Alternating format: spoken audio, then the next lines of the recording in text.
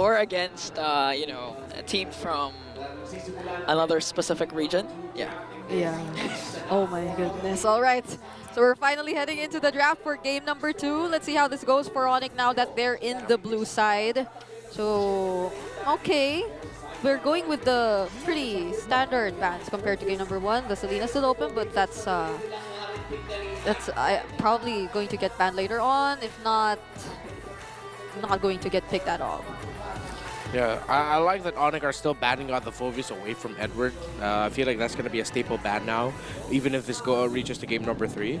While ONIC are taking away the Harith of Domikite and the Matilda of Renegade. Let's see if Aurora are going to force another weird angle of the Joy Suyo trade. No. They expect ban the Selena, so Joy Suyo trade in effect. But are you going to do that against a team that has a very good Tigreal / Cho yeah, user? Yeah, the open too. Oh, they still go for it. Yeah. Okay, ONIC goes for Joy and... wait. Okay, so if you know what's coming for ONIC, would you just deny the pick already for the first 2 picks? Or first 3 get picks? the low E. Aurora aren't really the type to force the low E. They don't need to lean into it. They don't need to overreact and take it away. I think just pick up a Cho for Renegade already if you could. Yeah, but the ban on the Selena too, right? Or save the Renegade pick for later. Some of the best drafts of Aurora come from the fact that Renegade's pick comes in the second phase. So you have the Cho Tigreal option open, and then so you just get the Granger? Granger...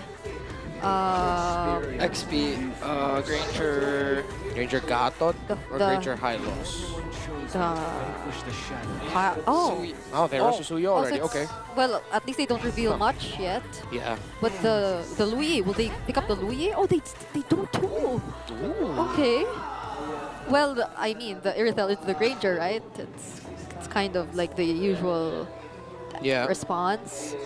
But the Gatot, they really want to use the Gatot.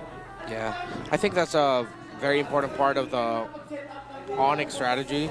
Aurora can just, they don't see the mid laners yet. They can actually consider picking up the Khalid or the Cho now. Any flex in the meantime. Yeah. The Gachas will be a roamer. We don't see Kirk's pick just yet. Or they can steal away the CC if they want. And could Hylos be a viable option at this point for Aurora? Yeah, we did mention Hylos as one of the picks earlier. Yeah. I think if you immediately give an advantage to the XP lane, that'll mean a lot for Aurora MLBB 2. Yeah. And I mean, either way, I know we've previously seen Edward on the Cho and it wasn't as successful last season, but that's a season ago. So maybe, just maybe, they've been practicing this too. I wouldn't take out the fact or the idea that this could still be a flex. But knowing Renegade, I'm also leaning towards the idea that this is going to go into his hands. I think ONIC are thinking about a Farsa later on for Aurora, so it could be Farsa, Cho, Suyo, Granger, then their XP. If it's open for them, they can pair it up with CC. If they want something tankier, then they go Hylos. Now they take out the Louis. So, yeah, it seems like it's always almost the mid laners being picked in the second phase now. Yeah, and look at the pure respect. That's 3 mid laners already taken away by Aurora, and they're gonna steal away another one with the 4th pick most likely. One of the key mid laners that I could see being played right now is the Sicilian. We haven't seen it so much. But at this point, you banned out 4 mid laners. It could be a viable option for either of the teams. Oh yeah. The Valentina too is still there. Oh, for Yue, right? So I was also thinking along the lines of maybe a Faramis, but then knowing that there is a Valentina and they get to pick first, they probably still have the option to not reveal the Yue. No. Yeah, if they go Theramis, they're going to be lacking in magic because if ever that's the case, they're going to have an Edith and Edward for this time around. So they take out the Eve instead. Oh, it could be Theramis actually. If they take out the Eve. But there's a Valentina for... Yeah, so the trade just becomes Theramis, Valentina, Farsa. And the 3 ones are going up against. I don't see an Aurora, weirdly enough, slotting anywhere in here. Oh, well, okay. Oh, Vexana's still open. Yeah. Vexana, Farsa. Yeah. And part of me thinks that maybe the Farsa's too risky to play here, simply because of the Cho Yeah. and the Granger. So, oh no, even the Vexana's taking it out. So, I think they just take Valentina. Farsa, this what if they go join in? Navaria, Cecilion. The Zask? Well, I mean, yeah, that is one of the Aurora specials. Oh, there's the Valentina. Okay, so yeah, they do just go Valentina instead. So whatever happens here, now ONIC Valentina will be able to steal away either the Farsa ultimate or I don't see a Faramis slotting in here. I think this is just going to be a Farsa for them. Farsa. And then their EXP laner, it's just going to be a CC. Yeah, well, I mean, that Super Prince, he can just wings by wings his way out. Or, I mean, sometimes he even uses this to launch the Feathered Airstrike in your face. Yeah. Right up front. So, what are they going to provide Aurora here? Because definitely that'll be an option for Yue later on. Not unless they still decide to go for a unique mid laner. Oh! So they go Whoa. for the... Oh, okay. Oh, okay, wow. Wow. That is a surprise for Okay, ONIC. wow. Chip and Faramis. We've seen Chip a while ago and during the first matchup. Yes, JP. Was used up by JP and was successful. This time it's going to be in the hands of Brusco. You know, if they can do it, just pick up a Tigreal, then put Edward on the Cho. Yeah. Yue might just probably need to always have the Nether Realm as a response to the possible teleports or the Y-Walk from coming in from Brusco. Come on, have to take. Unless they get an AoE type of... Oh, Lucas. well. Well, of course. It's still open. Yep. The Lucas. So the Lucas was open all along. Okay. Yeah, since there's no CC that was picked up by ONIC, it's an easy one for the Lucas. Interesting. Okay. I mean, Chip has always been a very toss the coin up in the air kind of pick. You never really know what you're going to get with him. So this time I'm leaning a little bit more towards Aurora here with a very big asterisk for what if ONIC just go wild on that Chip. If they weren't able to in game number 1, so maybe they want to go a little more crazy. Yeah. Could be Heading a into game double-edged number 2. sword again for ONIC. Yep. So this is going to be the lineup for game number 2 match point. For Aurora, that's a 4-man flicker. Yeah. You don't really need to purify here. Yep. Because the follow-up won't be that instantaneous, and you need the distance from the Joy more than you do the anti-CC. All right. It seems like, will Aurora be able to ride on the momentum, or does ONIC Philippines, with their lineup, get to bring us to game number 3? I mean, the last time we saw the Chip, the first match, it was activated right on by JP. Every single time that they can have initiation, they're not going to be afraid to use the shortcut right away and force a clash. And this might be replicated by ONIC, but again, Aurora can just keep on getting the Nether Realm for you. Yeah, Brave Smite was actually built up by Super Prince, and he's getting bursted down in mid. So his rotations are getting controlled. Whoa. Yeah, so far right now, Super Prince is just getting controlled in the series by Aurora. Even Kite. Oh! What? He stayed too long! Paired up with the Queller of a Demon Kite, Super Prince is gonna fall down. They have their own battles. Denejay, he's been so set on poking Brusco, but meanwhile in the mid lane, Yue and Super Prince, oh my goodness. So far right now, it seems like Aurora has learned two of the biggest problems you have to deal with when you're going up against ONIC, the center of the map and the gold lane. And so far, they've answered both. Big damage onto the two roamers. Brusco almost brought down, and Renegade almost brought down as well. Man, Chip, say what you will about Chip, as crazy as you can get with that pick, he's not that hard of a tank. He is a soggy Chip. Yeah, he always needs to eat his chips. Yeah. Yeah, it's not crispy anymore. It's not. So whenever you see him on his passive, You already know. Yes, at this point, Chip might be a one-trick pony, just really heavily reliant on the shortcut.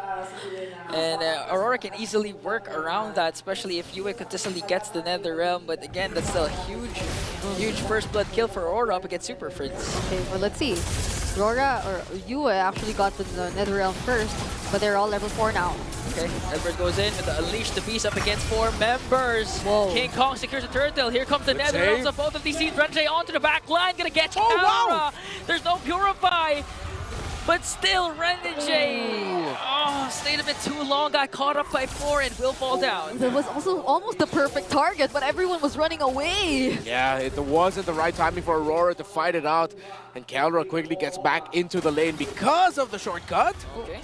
Brusco not going to commit it yet onto Demon Kite, but important to note that Kelra did use his Purify, so Yeah. still a good win for ONIC.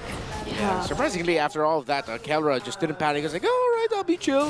No one's going to be able to pick me off here. So good call. But right now, Renjay and Domikite are forcing Brusco to get out of the river and are forcing him to help Kelra in the gold, and it stopped the recall that Death Sonata from Domikite just now, which means, again, say what you will, Domikite has been tremendous so far this series in the laning phase. Yep.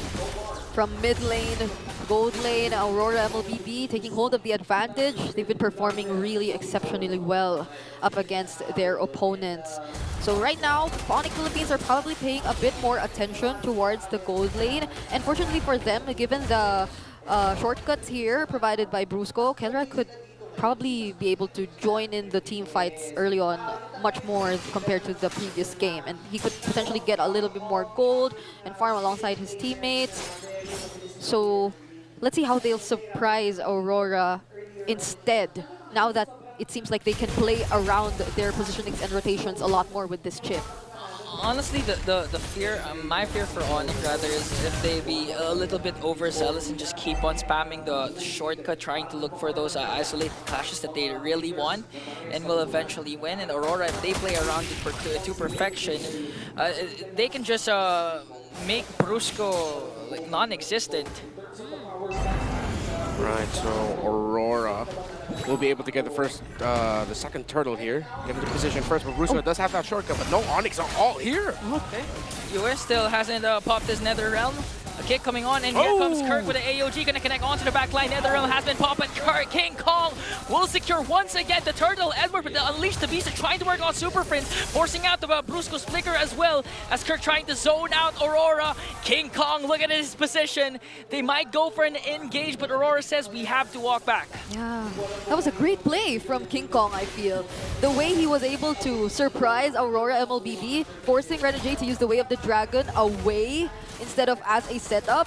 So now they regain control over the objective, and Wow. Oh, sandwich play. This time gonna connect onto Domikite. A much needed kill for ONIC as Edward goes in right after. He'll get 3 caught. gets tunned down and get caught. Edward has to retreat, and ONIC, this is the ONIC we know. The aggressive type ONIC that can easily take control of the game. Yeah, now with a much better and more competitive draft against Aurora, seems like the chip question was answered this time around.